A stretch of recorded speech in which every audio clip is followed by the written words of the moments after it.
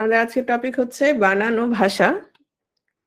খুবই ইম্পর্ট্যান্ট একটা টপিক এবং খুব ভালো করে মনোযোগ দিলে এটা শুধু যে পরীক্ষার জন্য তা না, আমরা কত কিছুই তো অনেকে লিখি কিংবা ফেসবুকে পোস্ট অন্তত দেই।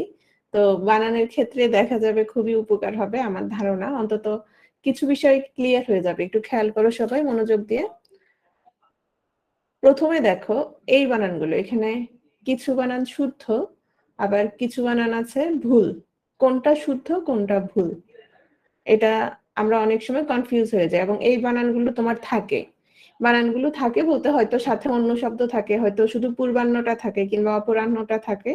এখানে আগে একটা বিষয় ক্লিয়ার করে দিই, সেটা হচ্ছে তোমরা আগে যারা ক্লাস করেছো তারা হয়তো অনেকেই পারো, বা নতুন যারা আছো একটা জিনিস খেয়াল করো, সেটা হচ্ছে কিছু বিষয় মনে রাখবা। আমাদের বিশেষ করে যখন তোমার প্রিন্টিং এর ক্ষেত্রে কোন জিনিসটা কি দেখো, হয়ের সাথে যখন এভাবে থাকে মানে কানের মতো থাকে, তখন সেটা হচ্ছে হয়ের সাথে হ প্লাস কি হবে, হ প্লাস দন্ত ন। এটা হচ্ছে হ প্লাস দন্ত ন। আর হয়ের নিচে যখন থাকবে, হয়ের নিচে যখন থাকবে তখন সেটা হচ্ছে হ প্লাস মূর্ধন্য ণ। ঠিক আছে? তো এই জিনিসগুলো খুবই ইম্পর্টেন্ট, বিশেষ করে র এর সাথে, যেমন এটা আমরা সবাই জানি, র এর সাথে যখন এভাবে থাকে তখন সেটা হচ্ছে রসু, আর র এর সাথে যখন সরি এভাবে থাকে তখন সেটা হচ্ছে দীর্ঘ। তো এগুলো একটু খেয়াল রাখতে হবে। তো এখানে দেখো পূর্বাহ্ন পূর্বাহ্ন দুটো বানান দেওয়া হয়েছে, সায়াহ্ন সায়াহ্ন, অপরাহ্ন অপরাহ্ন। তো মধ্যাহ্ন মধ্যাহ্ন। দেখো এখন পূর্বাহ্ন এখানে কোনটা শুদ্ধ, প্রথমটা নাকি দ্বিতীয়টা?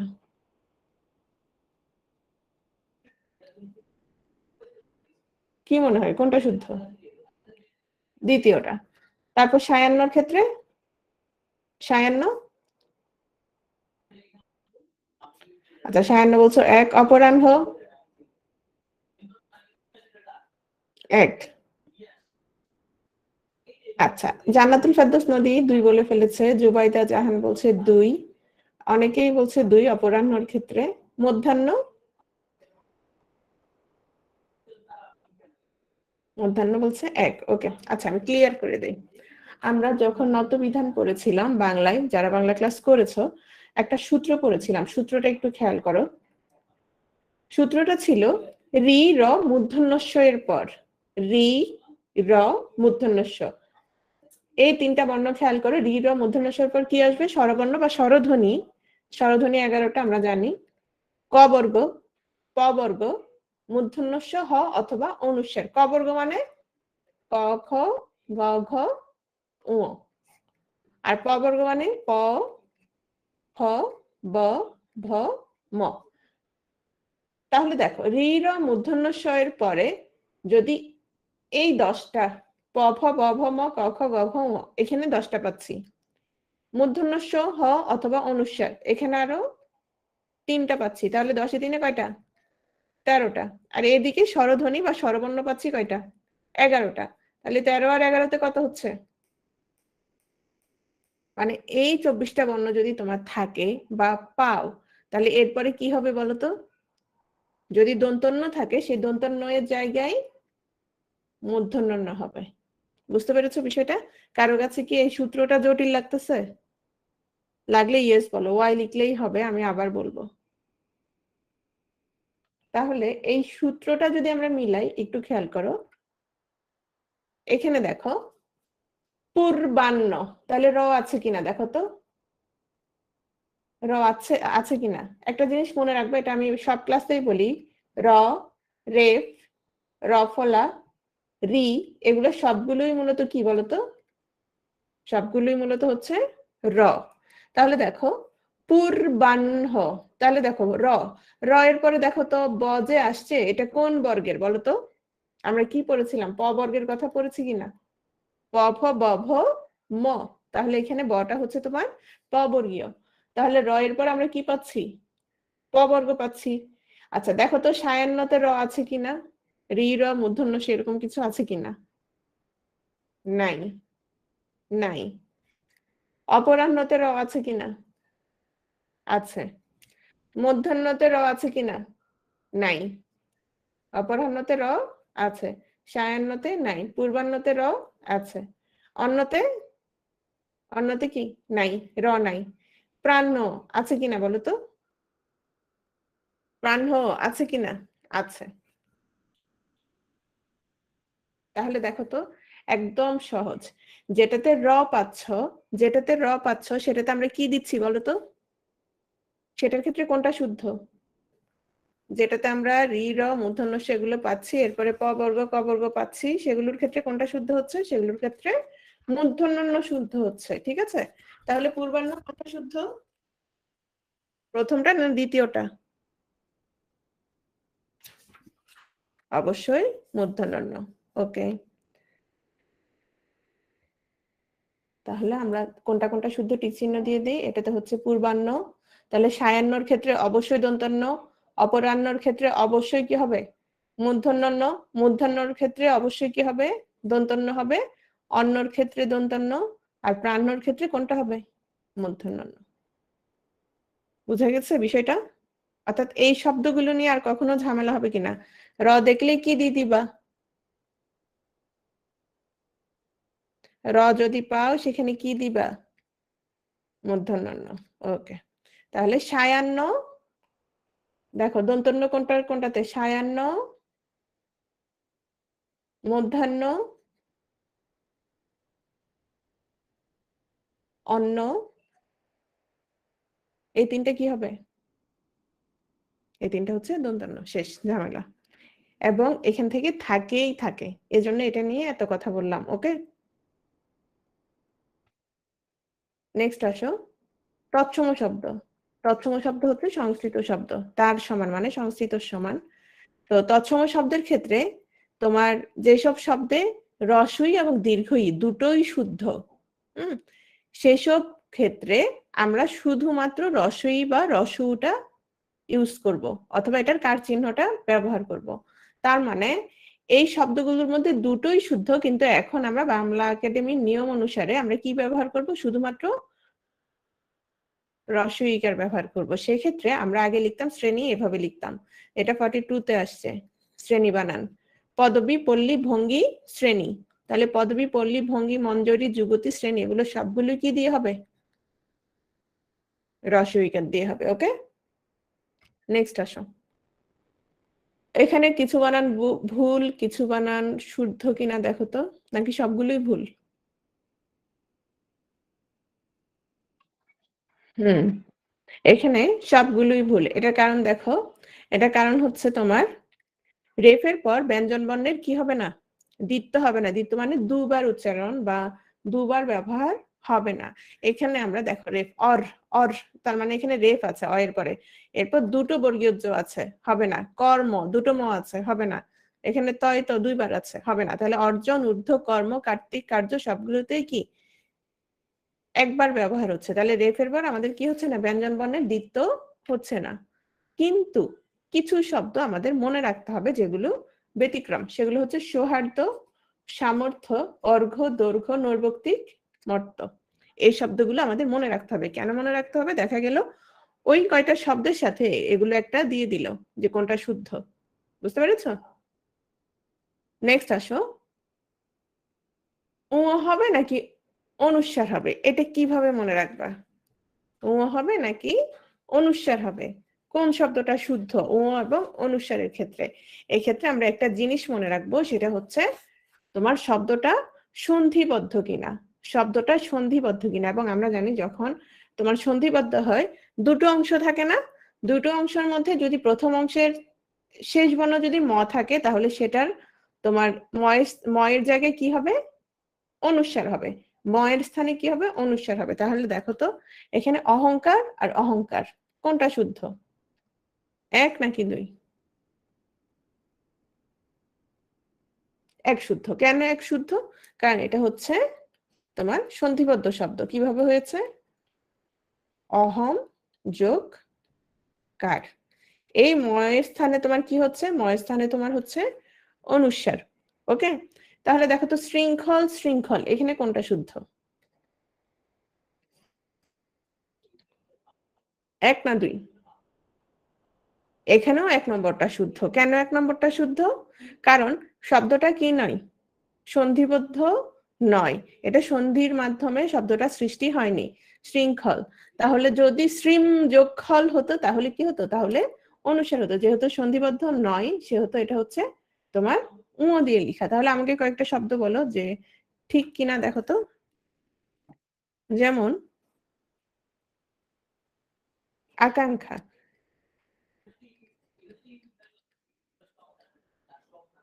সরি।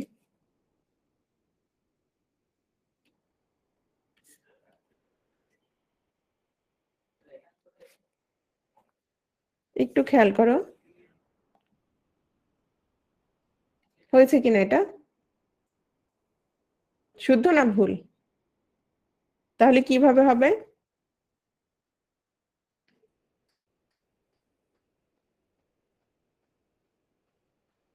যেহেতু শব্দটা সন্ধিবদ্ধ নয় সেহেতু, যদিও অনেকে ভুল করে কি লিখে, অনেকে এটা খ দিয়ে লিখে, এটা খ হবে না, খিও হবে। তাহলে আরো কিছু শব্দ আমরা দেখি, যেমন সঙ্গীত। দেখো তো,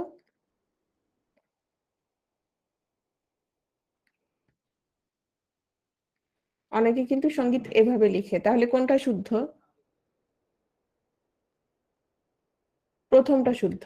কেন প্রথমটা শুদ্ধ? কারণ সম যোগ গীত। বিষয়টা সবার ক্লিয়ার কিনা, যদি কারো ক্লিয়ার না থাকে একটু জাস্ট বলো যে আমার ক্লিয়ার না, অথবা আরেকবার বুঝাতে হলে বলো। নতুন যারা আছো বুঝতে পারছো বিষয়টা?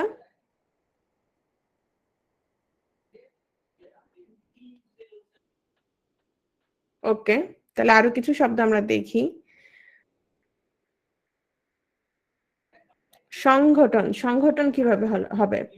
সংগঠনের অনুস্বার নাকি ও?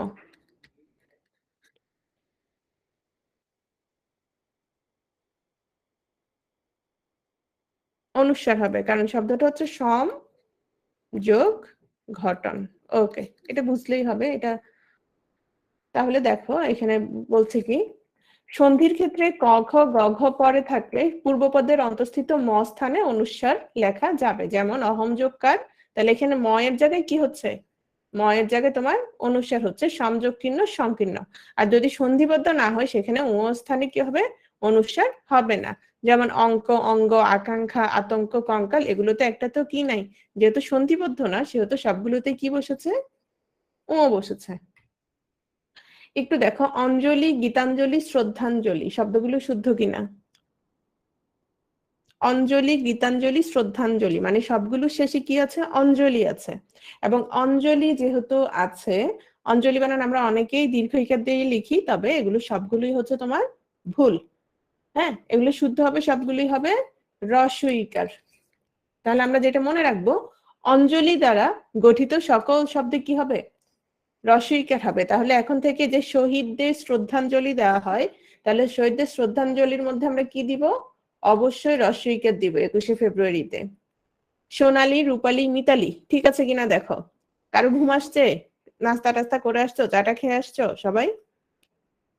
ঘুম আসছে কারো?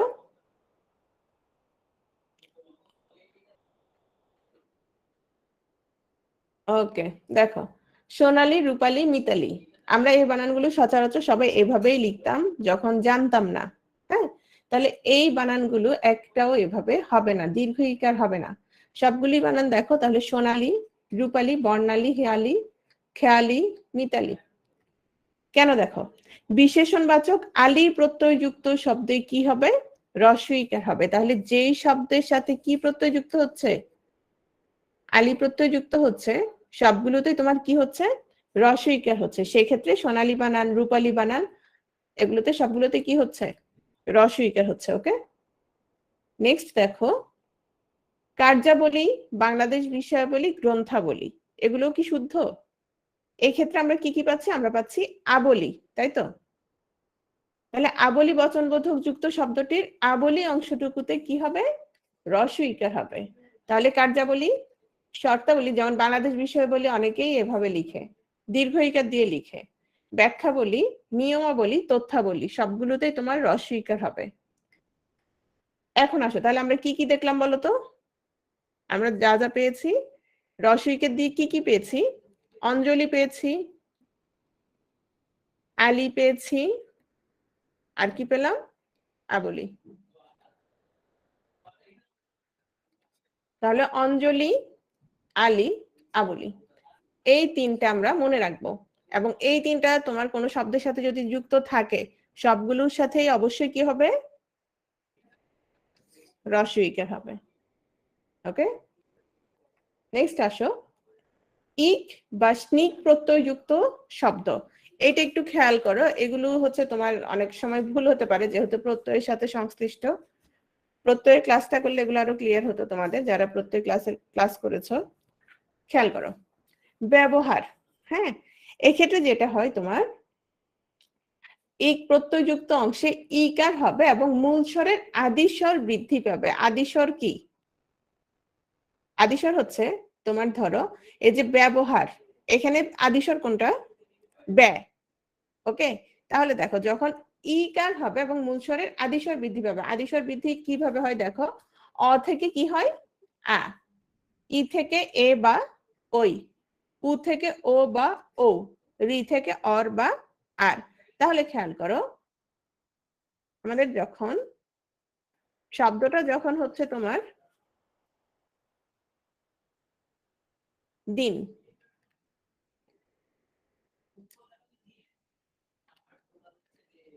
দিন যোগ ইক কি হবে বলতো?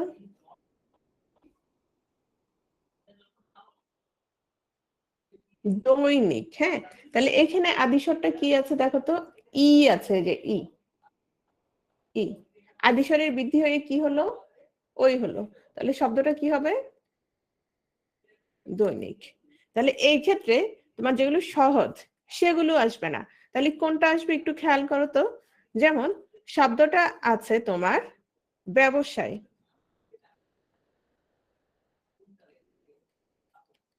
ব্যবসায়ের সাথে তোমার যদি ইক যুক্ত হয় তখন কি হবে বলতো? তখন কি হবে? সেক্ষেত্রে ব্যবসায়িক, ব্যবসায়িক বানানটা কিভাবে হবে?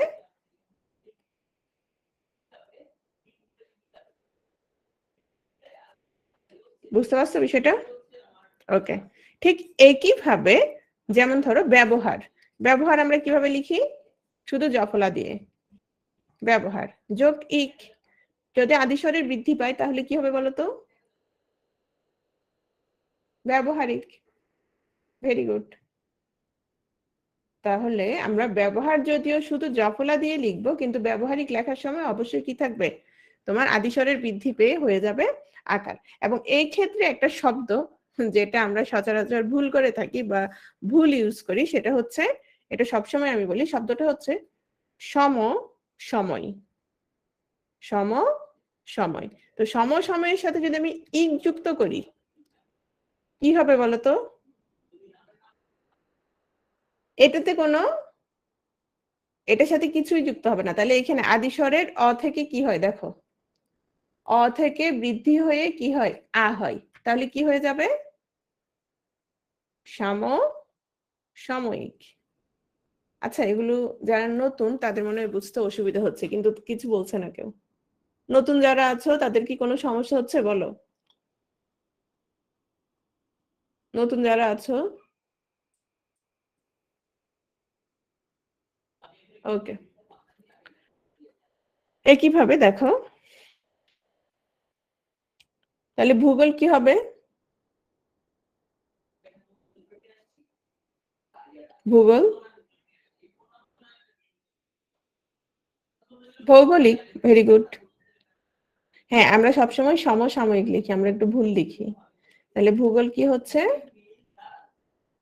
যোগ ইক, ভৌগোলিক, তাই না?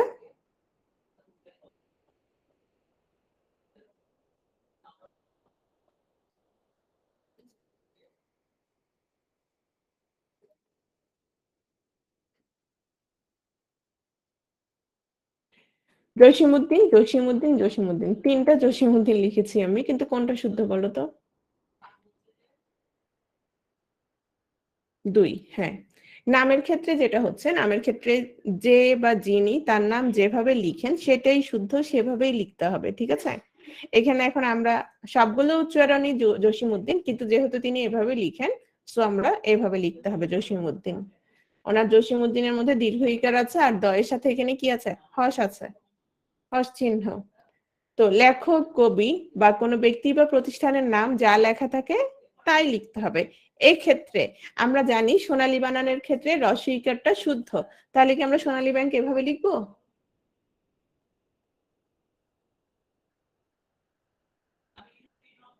তাহলে সোনালী ব্যাংকটা আমরা এভাবে লিখবো না, কেন? কারণ সোনালী ব্যাংকের নামেই আছে কিভাবে? সোনালী ব্যাংক।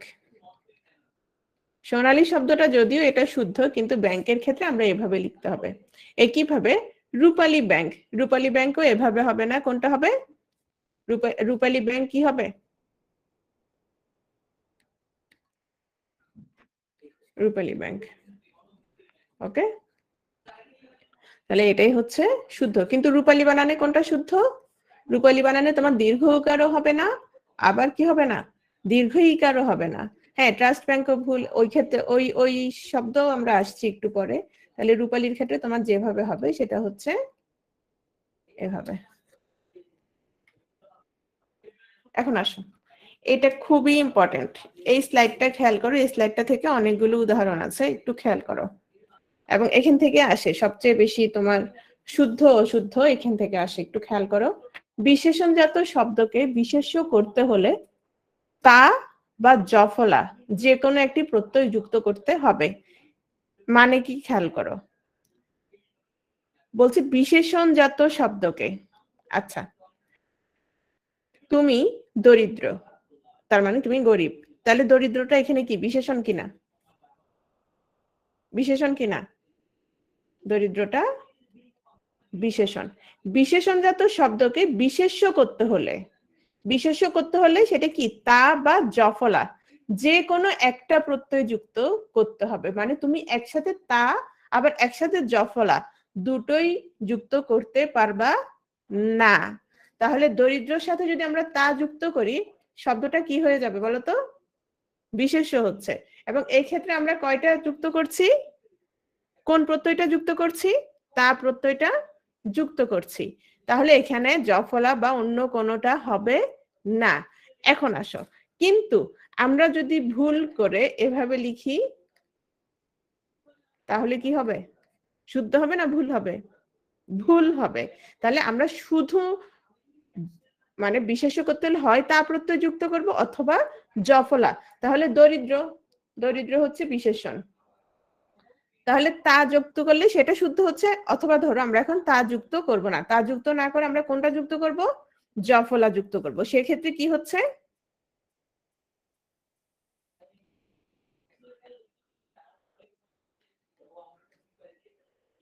সেক্ষেত্রে হচ্ছে দরিদ্র। কিন্তু তুমি যখন জফলা যুক্ত করবা তখন কি হবে বলতো? আদিস্বরের, আদিস্বরের বৃদ্ধি হবে। তাহলে দরিদ্র শব্দটা ভুল, সেক্ষেত্রে কি হবে? সেক্ষেত্রে হবে দারিদ্র। আমরা দেখেছিলাম অ আদিস্বরের বৃদ্ধি পেলে কি হয়? আ হয়। তাহলে আবার খেয়াল করো, আমরা যখন তা প্রত্যয় যুক্ত করব তখন আদিস্বর বৃদ্ধি পাবে না। মানে দরিদ্রর সাথে যদি তা যুক্ত করে দেই, দরিদ্রতা শুদ্ধ, দরিদ্রতা হবে। কিন্তু দরিদ্রর সাথে যদি আমরা জফলা যুক্ত করি সেক্ষেত্রে আদিস্বরের কি হবে? আদিস্বরের বৃদ্ধি পাবে। এখন আসো, এখন তোমরা যদি আবার, তাহলে আমরা কোনটা কোনটা ভুল হবে দেখো। আমরা যদি দুটো প্রত্যয় একসাথে যুক্ত করি ভুল হবে। আবার জফলা অর্থাৎ জ প্রত্যয় যুক্ত করার পর যদি আদিস্বরের বৃদ্ধি না হয় সেটাও কি হবে? সেটাও ভুল হবে। তাহলে খেয়াল করো, তা প্রত্যয় যুক্ত করলে আদিস্বর বৃদ্ধি পাবে না, আর জফলা যুক্ত করলে আদিস্বর বৃদ্ধি পাবে। আবার তা এবং জফলা দুটো একসাথে কি করা যাবে না?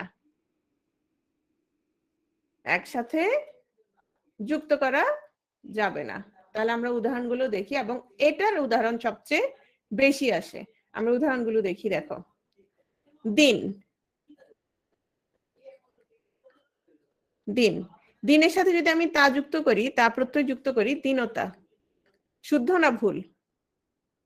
শুদ্ধ না ভুল? শুদ্ধ। কারণ এখানে শুধুমাত্র কোন প্রত্যয়টা যুক্ত হয়েছে? শুধু তা প্রত্যয়টা যুক্ত হয়েছে। এখন আসো দিনের সাথে আমি জ প্রত্যয়টা যুক্ত করব, ঠিক আছে?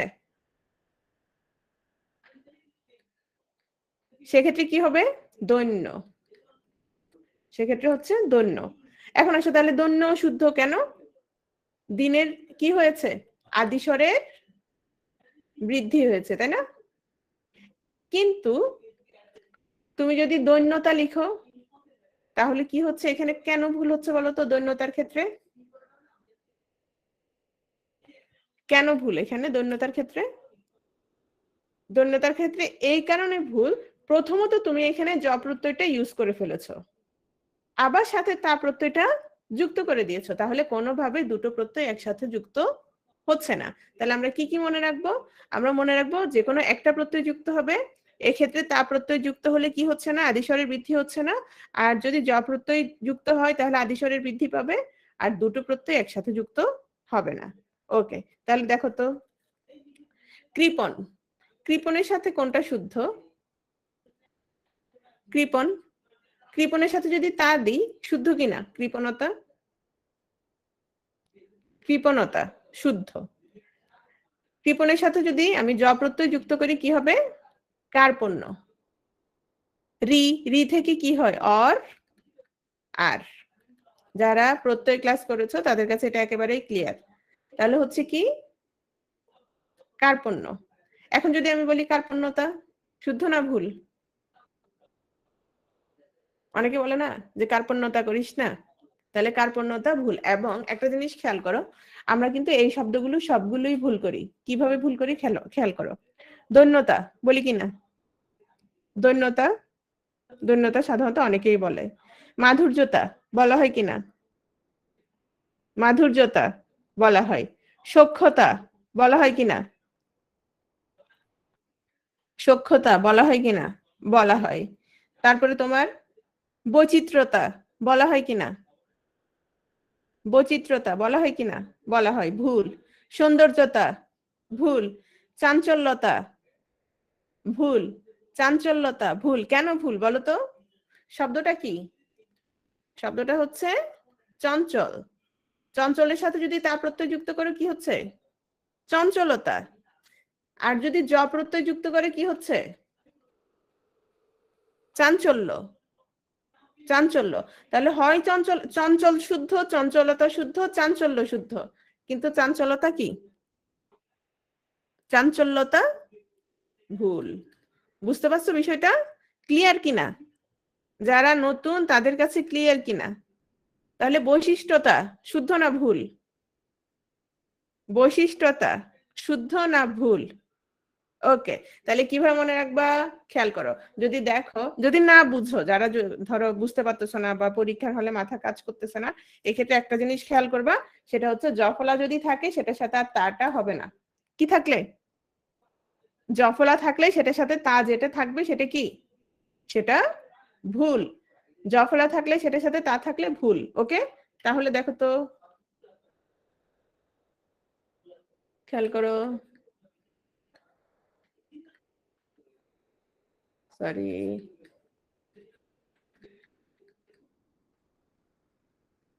ভুল না শুদ্ধ? ভুল। দৈন্যতা ভুল, তাই না?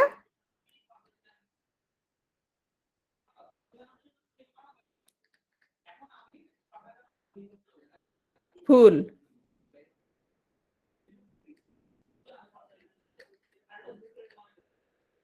ভুল।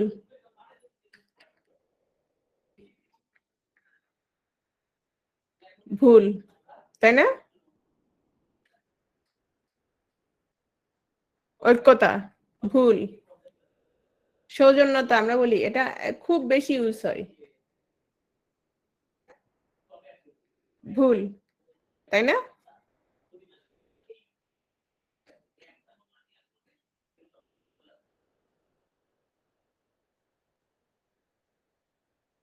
সমর্থ ভুল না শুদ্ধ?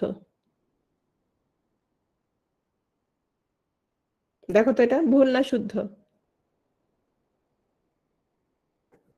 ভুল। ওকে, তাহলে এটা কি হবে বলো তো? এটা শুদ্ধ কি হবে? এটা তো আমি তা যুক্ত করি নাই, তাহলে এটা শুদ্ধ কি হবে? সামর্থ্য। Very good. তাহলে এটা হচ্ছে শব্দটা কোত্থেকে আসছে? শব্দটা মূল শব্দ হচ্ছে সমর্থ। সমর্থর সাথে যদি তোমার জ প্রত্যয় যুক্ত হয় কি হবে? সামর্থ্য।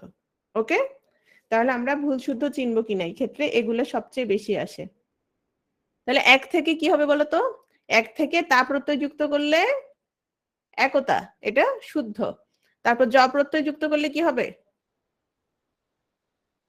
ঐক্য। কিন্তু ঐক্যতা শুদ্ধ না ভুল? ভুল। ওকে, নেক্সট আসো।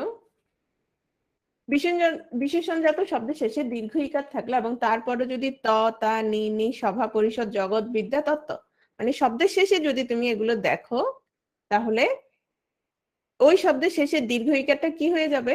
হ্রস্ব ইকার হবে। মানে খেয়াল করো, শব্দটা হচ্ছে দায়ী, কিন্তু তোমার সাথে যদি ত প্রত্যয় যুক্ত হয় তাহলে কি হয়ে যাচ্ছে দেখো তো? দায়ী শব্দের দীর্ঘ ইকারটা কি হচ্ছে? হ্রস্ব ইকার হয়ে যাচ্ছে। প্রতিদ্বন্দ্বী দীর্ঘ ইকার, কিন্তু যদি তা যুক্ত হয় সেক্ষেত্রে এটা কি হয়ে যাচ্ছে? হ্রস্ব ইকার। প্রার্থী শব্দটাতে দীর্ঘ ইকার আছে, কিন্তু যখন তা প্রত্যয় যুক্ত হচ্ছে তখন কি হচ্ছে? প্রার্থী তা, তখন হ্রস্ব ইকার হয়ে যাচ্ছে। দুঃখী, দেখো দুঃখী, দুঃখীর ক্ষেত্রে দীর্ঘ ইকার, কিন্তু এক্ষেত্রে কি হচ্ছে? দুঃখিনী, হ্রস্ব ইকার হয়ে যাচ্ছে। ঠিক আছে, তাহলে মন্ত্রীর ক্ষেত্রেও সেম। আমরা যখন শুধু মন্ত্রী লিখি খেয়াল করো, তখন হচ্ছে দীর্ঘ ইকার, কিন্তু মন্ত্রীর সাথে যখন মন্ত্রিত্ব, মন্ত্রিসভা, মন্ত্রী পরিষদ, হ্যাঁ, অথবা মন্ত্রিত্ব এগুলো লিখা হয়, দেখো সবগুলোতে হ্রস্ব ইকার ব্যবহার করা হয়েছে। ওকে, তারপর প্রাণী, শুধুমাত্র যখন প্রাণী লিখবা তখন দীর্ঘ ইকার, কিন্তু সাথে যদি প্রাণী জগৎ, প্রাণী তত্ত্ব, প্রাণী সম্পদ, খেয়াল করো, প্রাণী তত্ত্ব, প্রাণী জগৎ, প্রাণী সম্পদ, প্রাণী বিদ্যা, সবগুলোতে কি বসেছে? প্রাণী বানান হ্রস্ব ইকার। ওকে, আচ্ছা, এটা একই স্লাইড। ব্যতিক্রম গুলো একটু খেয়াল করো। ব্যতিক্রম হচ্ছে তোমার এই যে সতীত্ব, এই ক্ষেত্রে তোমার দীর্ঘ ইকার থাকবে। নারীত্ব, তব যুক্ত হওয়ার পরও এটা কি থাকছে? দীর্ঘ ইকার থাকছে। কিভাবে? কুমারিত্ব, এগুলোতে তোমার দীর্ঘ ইকারই হবে। ক্রমশ, বস্তুত, মূলত, এই শব্দগুলো শেষে কি আছে দেখো? বিসর্গ আছে। তো এই ক্ষেত্রে এগুলো বিসর্গ তোমার হবে না। শব্দের শেষে কি থাকবে না? বিসর্গ থাকবে না। তাহলে ইতস্তত, কার্যত, ক্রমশ এগুলোর একটাও কি থাকবে না? বিসর্গ থাকবে না শেষে। সোনালী, হাতি, হিজড়ি, আরবি, চাচি। আচ্ছা, যেটা মনে রাখবা, এটা আমরা শব্দের ক্লাসে পড়েছিলাম, সেটা হচ্ছে তোমার তৎসম শব্দ ছাড়া আর কোন শব্দে, সেটা তোমার তদ্ভব শব্দ হোক, দেশি বিদেশি যেটাই হোক না কেন, আর কোন শব্দে তোমার কি বসবে না? দীর্ঘ ইকার। একইভাবে দীর্ঘ উকার সবগুলোই, তাহলে এগুলোতে কি বসবে না? দীর্ঘ ইকার বসবে না। দূরবীন, বিরিয়ানি, কাহিনী, বাসি, বাঙালি, বাড়ি, বিবি, বুড়ি, বেআইনি, এগুলো সবগুলোই হচ্ছে তোমার বিদেশি শব্দ বা অতৎসম শব্দ বা তদ্ভব শব্দ। তাহলে সকল অতৎসম অর্থাৎ তদ্ভব, দেশি বিদেশি মিশ্র শব্দে কেবল রসই এবং উ এবং এদের কার চিহ্ন ব্যবহার হবে। বিদেশি শব্দে মূর্ধন্য ন, ছ, মূর্ধন্যস্য ব্যবহার হবে না। যেমন হর্ন, কর্নার, সমিল, স্টার, আসসালামু আলাইকুম, ইনসান, এগুলো সবগুলো বিদেশি শব্দ, এবং বিদেশি শব্দে কি বসবে না? মূর্ধন্য ন, ছ, মূর্ধন্য ষ। এটা আমরা কিন্তু জানি, তাই না? নতবিধান যখন পড়েছি, শুধু বিদেশি শব্দে না, মূর্ধন্য ন তোমার তৎসম শব্দ ছাড়া আর কোনো শব্দে বসবে না। খেয়াল করো তো, আমরা 19, 29, 39, 49 এগুলোর মধ্যে কোনটাতে দীর্ঘ উকার দিব বা কোনটাতে দীর্ঘ উকার দিব না একটু কনফিউজ হয়ে যায়, বিশেষ করে বাচ্চা কাচ্চাদের যদি শেখাতে যাও সেক্ষেত্রে। যেমন অ্যানি, অ্যানি তোমার বাচ্চা স্কুলে পড়ে? অ্যানি এখনো পড়ে না, কয়দিন পর যখন পড়বে দেখবা। আমরা যেমন তোমার 11, 12 এভাবে পড়েছি না, 13, কিন্তু এখন কি হয়? এখন হচ্ছে 11, 12, তারপর 13, হ্যাঁ, এই কিভাবে 19, 29, 39 আমরা কি দিয়ে পড়েছিলাম বলো তো? দীর্ঘ উকার দিয়ে, তাই না? একটা জিনিস মনে রাখবা, এগুলো সবগুলোই 19, 29, 39, 49, হ্যাঁ? সবগুলোই হচ্ছে তোমার তদ্ভব শব্দ। এবং তদ্ভব শব্দ যেহেতু, এগুলো সবগুলোতেই কি হবে বলো তো? দীর্ঘ উকার কি হবে নাকি হবে না? একটাতেও দীর্ঘ উকার হবে না। সবগুলোতেই কি হবে? সবগুলোতেই হ্রস্ব উকার হবে। 19, 29, 39, 49 সবগুলোতে। কিন্তু আমরা জানি ক্রমবাচক বা পূরণবাচক শব্দগুলো হচ্ছে তোমার কি? তৎসম শব্দ। ক্রমবাচক বা পূরণবাচক কোনগুলো? ঊনবিংশ, 29, তারপর হচ্ছে তোমার 49তম, ৬৯তম, হ্যাঁ?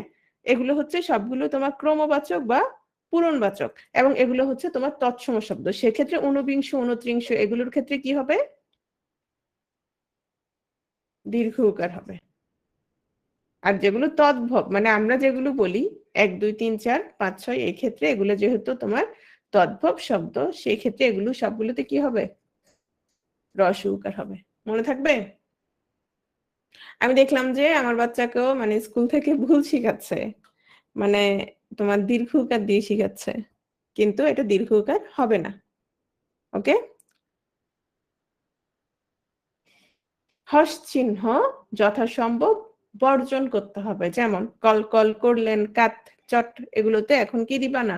মানে হর্ষ চিহ্ন দেওয়ার দরকার নেই। তবে কিছু শব্দ আছে তোমার অবশ্যই সেগুলোতে হর্ষ চিহ্ন ব্যবহার হবে এবং সেই শব্দগুলো তোমরা মনে রাখবা। যেমন দেখো উদ্ঘাটন, উদ্বেগ, উদ্ভ্রান্ত, উদযাপন। তাহলে উদ মনে রাখলেই তোমাদের কি থাকবে? মনে থাকবে। কিভাবে দিক মনে রাখবা? দিকপাল, দিকভ্রম, দিকভ্রষ্ট। তাহলে দেখো তো এখানে উদ মনে রাখলা, এদিকে দিক মনে রাখলা। দিকদর্শন, প্রাককথন, বাক সর্বস্ব এগুলোতে তোমার কি হবে? হর্ষ চিহ্ন অবশ্যই বসবে। দু নাকি দু মানে হচ্ছে হ্রস্ব উকার হবে না দীর্ঘ উকার হবে? কোনটা? দুরবস্থা, দুরন্ত, দুরাকাঙ্ক্ষা, তারপর হচ্ছে দুরারোগ্য, হ্যাঁ? তাহলে এটা আমরা মনে রাখবো কিভাবে যে হ্রস্ব উকার হবে নাকি দীর্ঘ উকার হবে? এটা মনে রাখার জন্য আমরা যেটা মনে রাখবো সেটা হচ্ছে যে ক্ষেত্রে তোমার দূরত্ব বুঝাই না, দূরত্ব বোঝাই না সেক্ষেত্রে তোমার হ্রস্ব উকার হবে। আর যদি দূরত্ব বুঝায় সেক্ষেত্রে তোমার কি হবে? সেক্ষেত্রে হচ্ছে দীর্ঘ উকার হবে। যেমন দূর, দূরবর্তী, দূর দূরান্ত, দূরীকরণ, অদূর, দূরত্ব। তাহলে এগুলো সবগুলোই হচ্ছে তোমার কি? দূরত্ব বোঝাচ্ছে, এজন্য তোমার কি হচ্ছে? দীর্ঘ উকার। তাহলে আমাকে বলো তো দূরদৃষ্ট। দূরদৃষ্ট বানানে হ্রস্ব উকার হবে না দীর্ঘ উকার? দূরদৃষ্ট বানানটা তোমরা লিখো তো। দূরদৃষ্ট।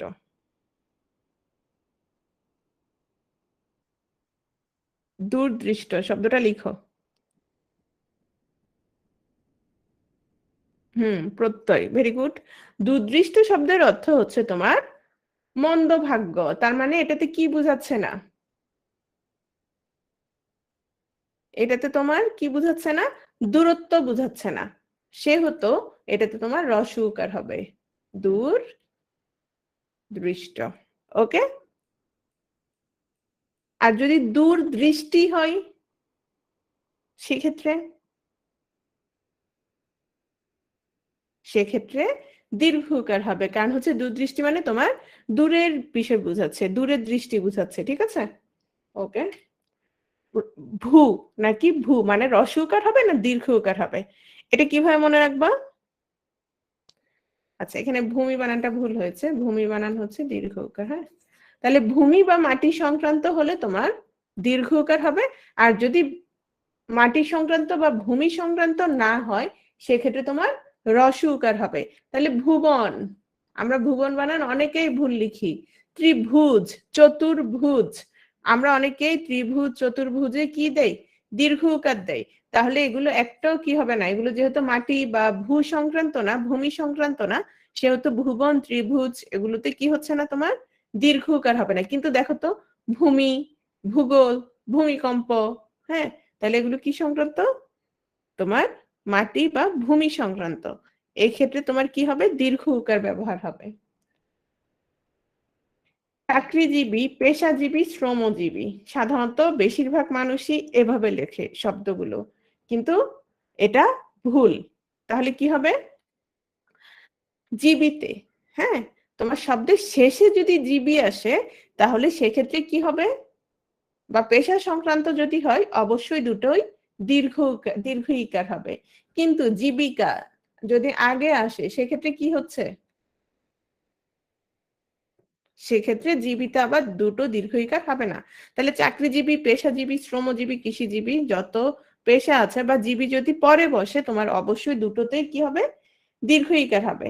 তাহলে আমরা কি কি পেলাম মনে আছে? যেমন আবুলি, আলী, তারপর আরেকটা কি পেয়েছিলাম? অঞ্জলি। এগুলোতে হচ্ছে তোমার হ্রস্ব ইকার, কিন্তু জীবিতে হচ্ছে দুটোই কি? দুটোই দীর্ঘ ইকার। সর্বনাম, বিশেষণ, ক্রিয়া বিশেষণ ও কি শব্দটি দীর্ঘ ইকার দিয়ে লেখা হবে। এটা কি বই, কি আনন্দ, কি আর বলবো। তাহলে হ্রস্ব ইকার কখন ব্যবহার হবে? হ্রস্ব ইকার শুধু একটা অর্থে ব্যবহৃত হবে, একটা কারণে ব্যবহৃত হবে। সেটা কি? সেটা হচ্ছে উত্তর যদি হ্যাঁ বা না হয়।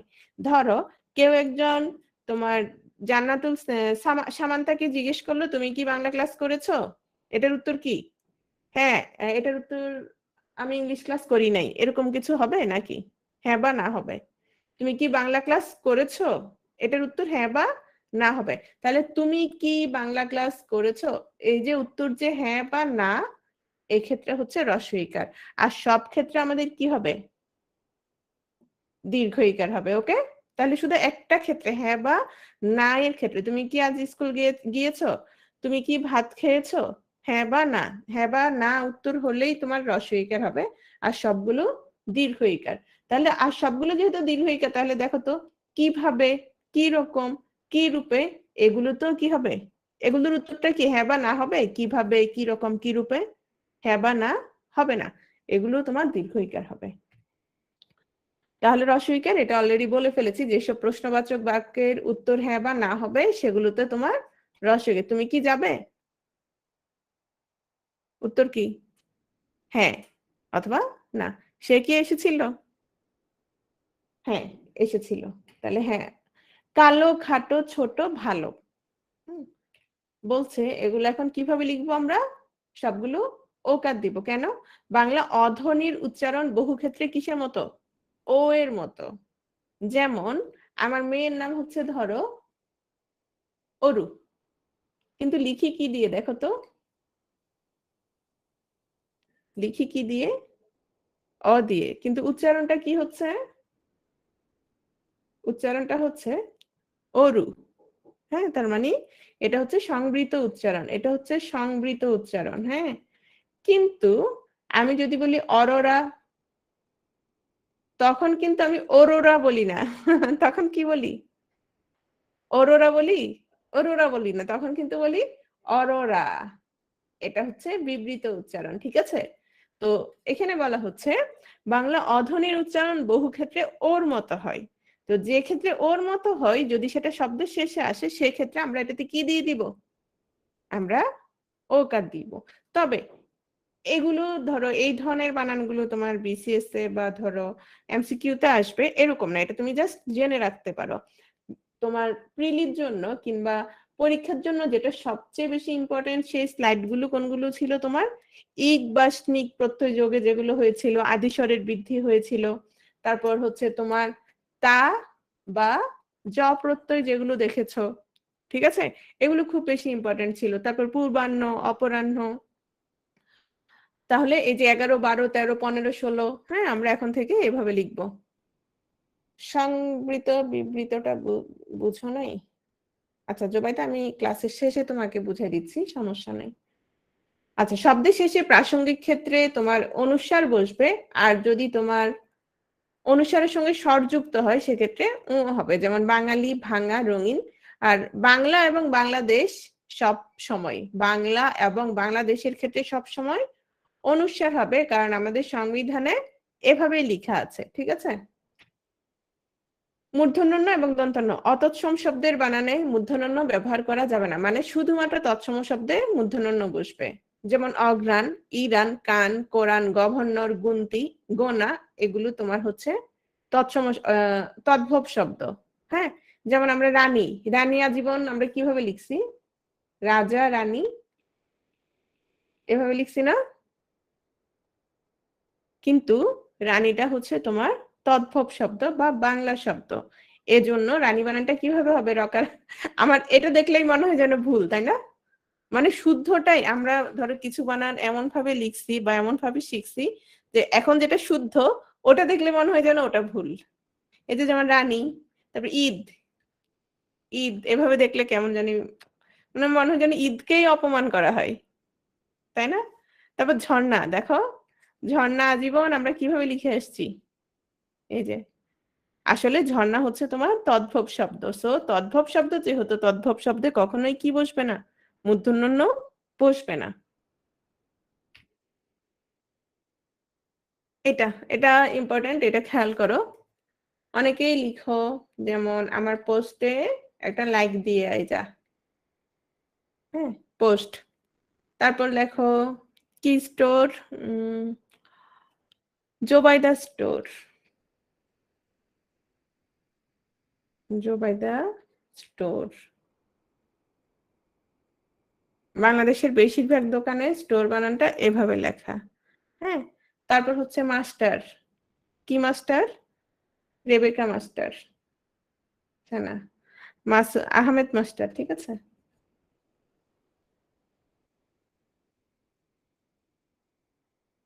মাস্টার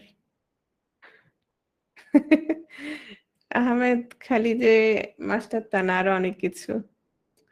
দেখো, তাহলে দেখো এই যে আহমেদ স্টোর, হ্যাঁ আহমেদ স্টোরটা বেশি মানায়, ঠিক বলছো। তাহলে দেখো এই সবগুলো শব্দই পোস্ট, মাস্টার, হ্যাঁ। তারপর অনেকে লেখে যেমন ট্রাস্ট ব্যাংক। হ্যাঁ, আমি যখন ট্রাস্ট ব্যাংকে যাই বা ট্রাস্ট ব্যাংকে যেহেতু আমার তোমার ডিফেন্সের স্কুলে জব, তো ডিফেন্সের সবকিছুই হয় তোমার ট্রাস্ট ব্যাংকে।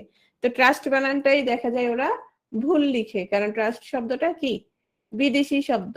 ট্রাস্ট লেখে ওরা মূর্ধন্য ষ দিয়ে। তাহলে আমরা যেটা করব, আমরা এস এর জন্য, হ্যাঁ এস এর জন্য তোমার কি ব্যবহৃত হবে? দন্ত স ব্যবহৃত হবে। তাহলে পোস্ট, পোস্ট এটা শুদ্ধ। মাস্টার তাহলে কিভাবে শুদ্ধ হবে? দন্ত স দিয়ে, মাস্টার। ওকে।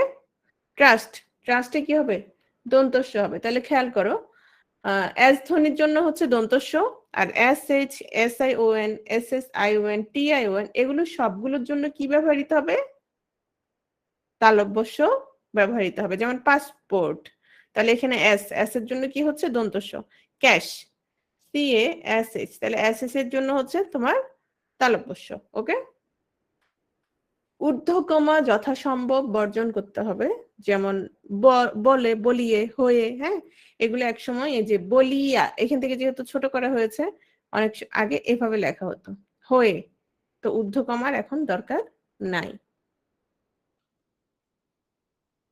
হ্যাঁ, নত এবং শতবিধানে বলছিলাম, কিন্তু তোমার নত বানানটা ভুল হয়েছে আহমেদ।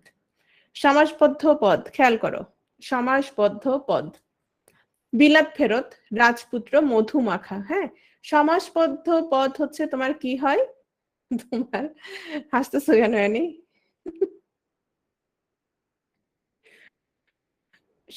সমাসবদ্ধের পদ হয়, আমরা জানি কি সমাস কখন হয়, মানে কয়েকটা পদ কয়টা পদে পরিণত হয়? এক পদে পরিণত হয়।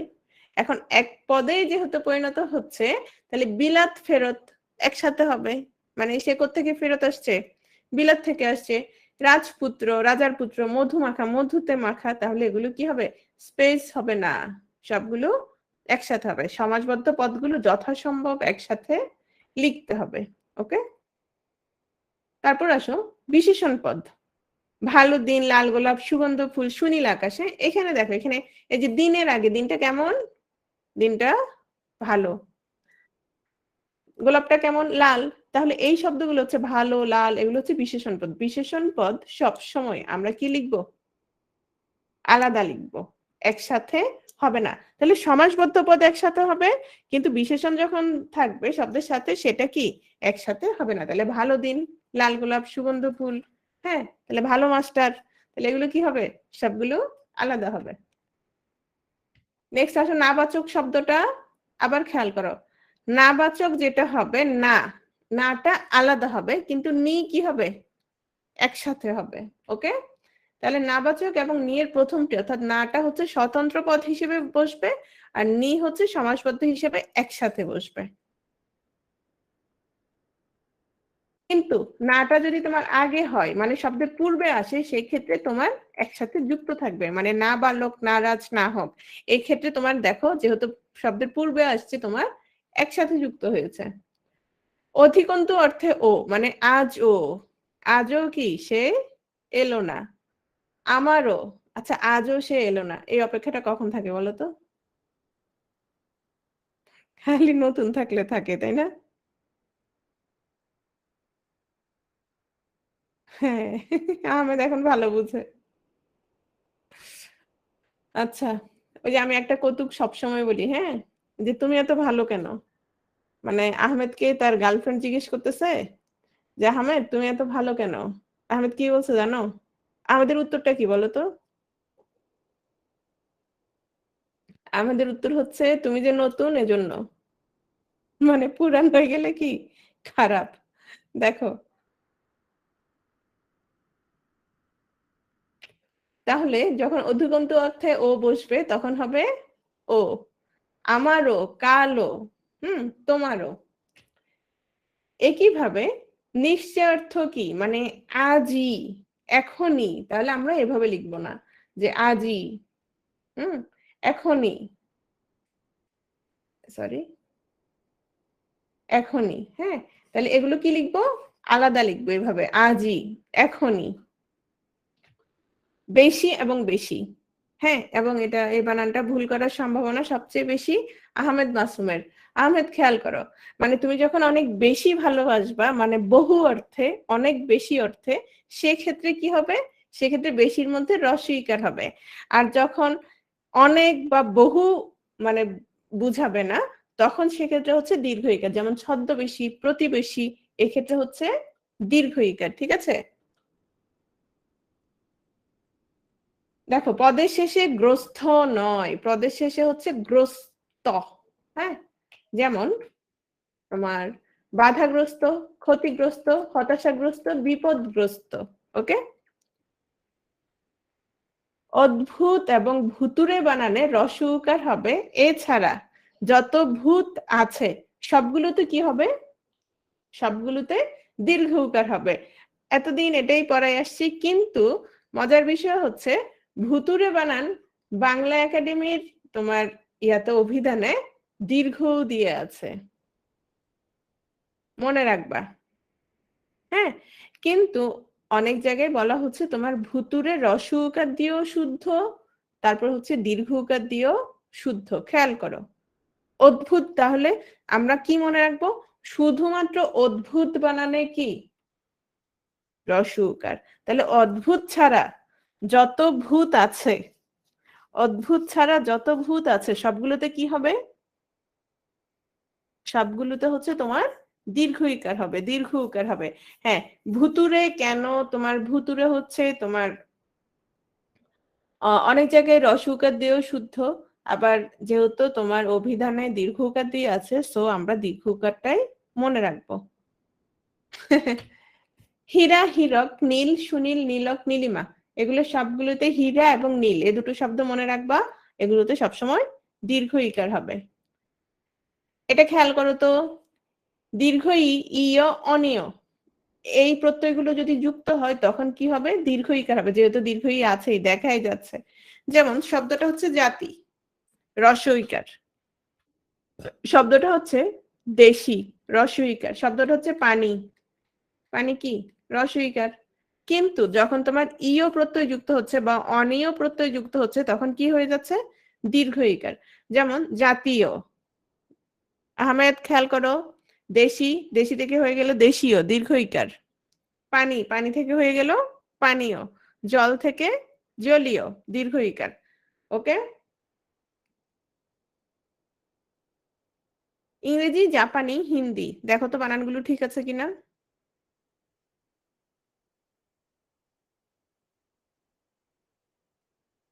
ভুল। কেন ভুল?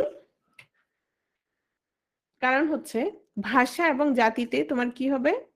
রস্বইকার হবে। তাহলে তোমরা অনেকে এই যে ইংরেজি যারা এভাবে লিখো এখন থেকে আর লিখবা না। হ্যাঁ, জাপানি যারা এভাবে লিখো বা হিন্দি, তাহলে এখন থেকে কি লিখবো আমরা? রস্বইকার দিয়ে লিখবো। বাঙালি, জাপানি, ইংরেজি এগুলো সবগুলোতে কি হবে? ভাষা এবং জাতিতে রস্বইকার হবে। তাহলে চীন কিভাবে লিখবা? চীনের ক্ষেত্রে হচ্ছে ব্যতিক্রম কি হবে? দীর্ঘইকার হবে। ওকে। আমি আসলে অনেকদিন লেখি নাই তো, এখন হঠাৎ করে তোমার কি বলে ইয়াটাতে লিখতে একটু ঝামেলা হচ্ছে আমার, গ্রাফিক্স ট্যাবে। সহকারী, আবেদনকারী, ছিনতাইকারী, পথচারী, কর্মচারী, খেয়াল করো। এদিকে সরকারি, দরকারি, তরকারি, পাইকারি, আরি। তাহলে আরির ক্ষেত্রে কখন দীর্ঘইকার হচ্ছে, কখন হ্রস্বইকার হচ্ছে? হ্যাঁ, যখন ব্যক্তির কারি, খেয়াল করো কারি, যখন ব্যক্তির কারি সেক্ষেত্রে তোমার কি? দীর্ঘইকার। যেমন সহকারী, সে আমার সহকারী, আবেদনকারী একজন ব্যক্তি, ছিনতাইকারী একজন ব্যক্তি, পথচারী, হ্যাঁ কর্মচারী, এগুলো সবগুলো কি? ব্যক্তি। কিন্তু সরকারি, দরকারি, তরকারি, পাইকারি একটাও কি নয়? ব্যক্তি নয়। তাহলে আমরা কিভাবে মনে রাখবো? ব্যক্তির কারিতে তোমার দীর্ঘইকার হবে, আর ব্যক্তি ছাড়া বাকি যেগুলো সেগুলোর কারিতে কি দিব আমরা? হ্রস্বইকার। এক্ষেত্রে কিন্তু তোমার সাথে যদি আবার কি যুক্ত হয়, শব্দ শেষে যদি গণ যুক্ত হয় দীর্ঘইকারের ক্ষেত্রে, যেমন সহকারী তোমার গণ যুক্ত হচ্ছে তখন আবার হ্রস্বইকার হচ্ছে। কর্মচারী হ্রস্বইকার হচ্ছে গণ যুক্ত হলে, কর্মী যখন গণ যুক্ত হচ্ছে তখন হ্রস্বইকার হচ্ছে। আচ্ছা, এই শব্দগুলো যেমন দেখো কিভাবে অপপ্রয়োগ হতে পারে, আমরা যেগুলো শিখেছি কিভাবে দেখো তো। দৈন্যতা শুদ্ধ না ভুল? দৈন্যতা ভুল। এই দেখো মিরাজুল ইসলাম, তোমার ভুল বানানটাই ভুল। মিরাজ, হ্যাঁ রসউকার হবে। দেখো দৈন্যতা কি কারণে ভুল বলো তো? ধরো এতদিন আমরা শিখছি হ্যাঁ এটা ভুল ওটা শুদ্ধ, এটা ভুল ওটা শুদ্ধ। দৈন্যতা কি কারণে ভুল বলো তো?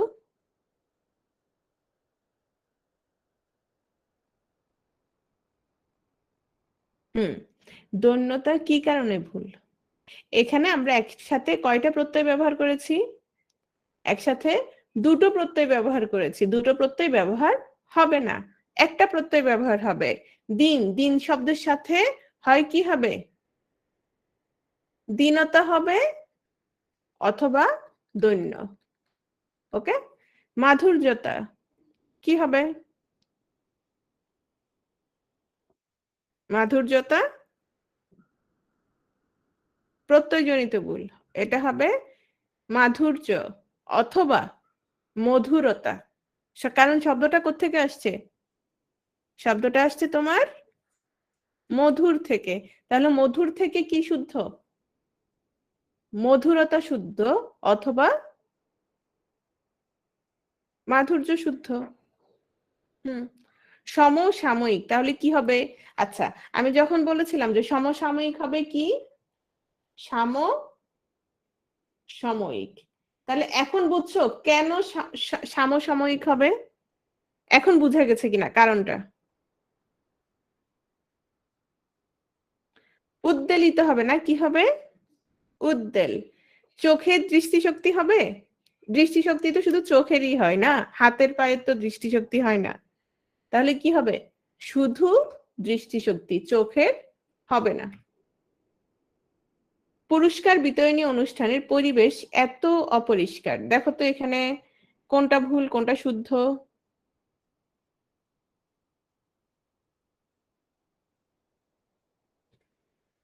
পুরস্কার বানান কি ঠিক না ব্যাঠিক বলো তো?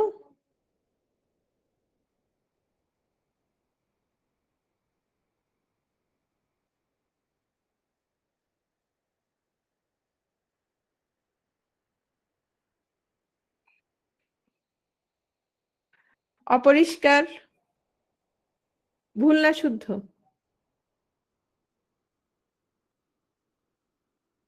আচ্ছা, এই তোমরা ক্লাস করছিলে না আমার নত এবং শতবিধানের? ক্লাস করছিলা কিনা? আহমেদ তুমি বলো তো এখানে পুরস্কার বানান শুদ্ধ না ভুল?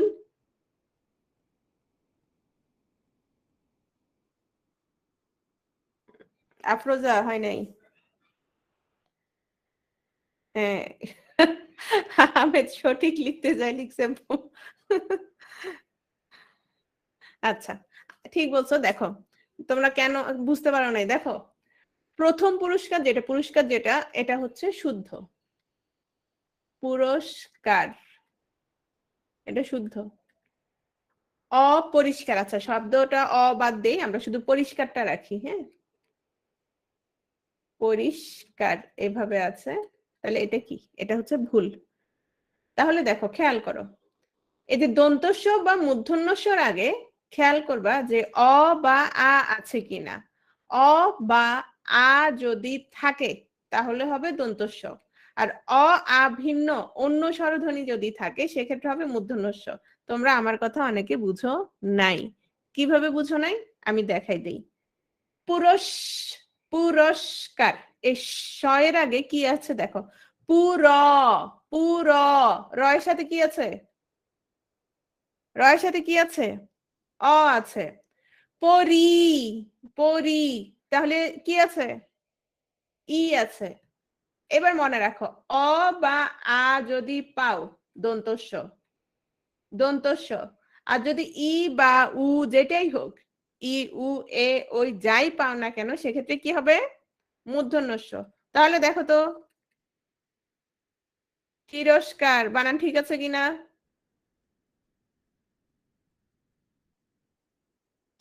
তিরস্কার বানান ঠিক আছে না নাই। আহমেদ ঠিক নাই, ভুল। কেন ভুল, তীর তীর, তাহলে অ আছে, অ যেহেতু আছে এটা দন্তস্ব হবে, কি হবে এটা দন্তস্ব হবে।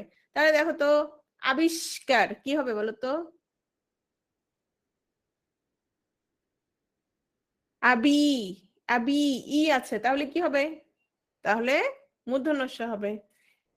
বুঝছো কি না এটা, তাহলে আগে মানে দন্তস্ব বা মূর্ধন্যস্বর আগে কোন ধ্বনিটা আসে শুধু এটা দেখবা, কোন ধ্বনিটা আসে শুধু এটা দেখবা, তো অন্য ধ্বনি আর দেখার দরকার নাই। যদি রস্বইকার দেখো বেশিরভাগ ক্ষেত্রে রস্বইকার আসে, যদি রস্বইকার দেখো, যদি রস্বইকার দেখো তাহলে মূর্ধন্যস্ব, যদি কোনো কার চিহ্ন না থাকে পুরস্কার তাহলে কি হবে,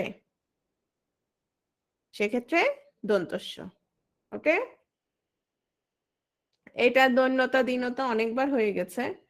আচ্ছা যেহেতু বানানের ক্লাস ছিল, এটা প্রয়োগ অপপ্রয়োগের স্লাইড, এখন আর আমরা ওইদিকে যাব না। মূলত বানানের যে বিষয়গুলো যেগুলো খুব বেশি ইম্পর্টেন্ট ছিল সেগুলো বলেছি। এবং কারো কোনো কনফিউশন আছে কিনা বলো তো, বা কোনো সমস্যা আছে কিনা। কার যেন একটা কথা ছিল তোমার,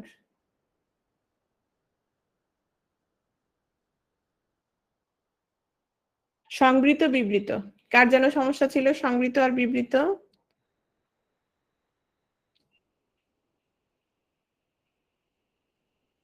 আচ্ছা জোবাইদা একটা জিনিস খেয়াল করো, দেখো তো আমি বললাম অতি চালাকের গলায় দড়ি, অতি চালাকের গলায় দড়ি। এখন আমি বলছি অতি, অতি অতি চালাকের গলায় দড়ি, আমি কি এভাবে লিখেছি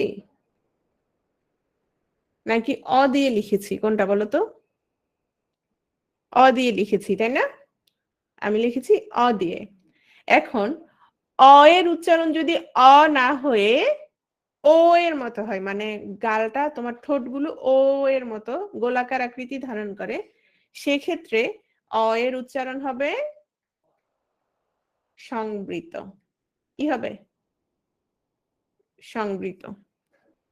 জবাইদা বুঝছো বিষয়টা, যেমন আমার মেয়ের নাম বললাম অরু, হ্যাঁ আমি কিন্তু অরু এভাবে লিখবো না, আমি অরু কিভাবে লিখি, অরু। হ্যাঁ তাহলে এখানে অ এর উচ্চারণটা কিসের মতো হচ্ছে, ও এর মতো হচ্ছে।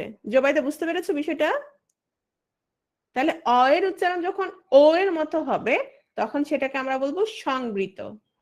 কিন্তু দেখো তো অনেক, আমি কি বলেছি অনেক, অনেক এটা বলেছি নাকি অনেক? অ অ উচ্চারিত হয়েছে, অটা অই উচ্চারিত হয়েছে, এটা হচ্ছে বিবৃত উচ্চারণ। বুঝছো বিষয়টা, সংবৃত আর বিবৃত? জোবাইদা বুঝতে পারছো?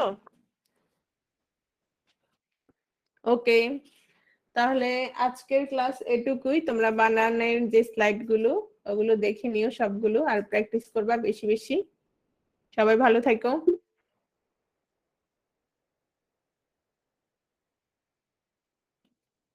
ওকে, আল্লাহ হাফেজ। জান্নাতুল স্নিগ্ধা, চিটং হচ্ছে আমি ইয়াতে উঠবো, আগ্রাবাদ।